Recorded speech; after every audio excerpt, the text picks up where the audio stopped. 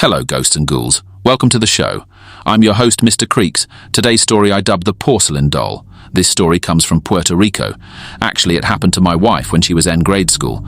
She told me the tale on a few occasions, and it went something like this. So her parents bought a porcelain doll. Right, so they loved that doll. The doll actually looked similar to a girl that attended the same church that they attended. So it made the doll seem all the more real. But little did the parents know that when their daughter walked past the table that the doll sat on, she felt like it watched her. No matter where she walked, she felt its black porcelain eyes pierce her soul.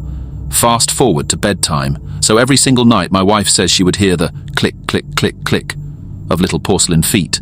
Walking up and down the hallway of her house, she would hide underneath her blankets and close her eyes as tight as possible because she knew what was out there roaming, something waiting, something watching her every move. So one Sunday at church, as they sat through the Sunday Mass, the preacher at some point looked at my wife, who was a little girl at the time. He then asked, "Do you own a doll?" Her father and mother nodded. "Yes. Does it sit in the middle of the house on a table, in a place it can see everything?" A yes, her father said, and then he began to describe the doll to a T. Her parents looked at one another very uneasy, but they nodded yes. What the preacher said next haunts my wife, still 20 years later.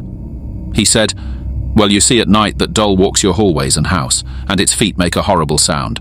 Sounds like a renowned click, click, click, click, as its porcelain head spins and sees everything around it." My wife still is mortified of the thought of this creature, was inches from her bedroom as a child. She would tell her mother every day, and they knew it was something spiritual, or maybe some sort of nightmare. But everyone now knew the truth. So the preacher told her family to burn the doll. They tried for hours to burn the doll. It just wouldn't burn. Her parents prayed and prayed, and it wouldn't burn. So they prayed together as a family, their hearts in the right place at the same time. And as they prayed, the doll began to burn. It burned slow, as if it was fighting the flames off. But after hours of battling, the doll was nothing more than a black pile of hard gunk and ashes. As you would imagine, the sounds at night stopped, and my wife smiled and said she was finally able to sleep.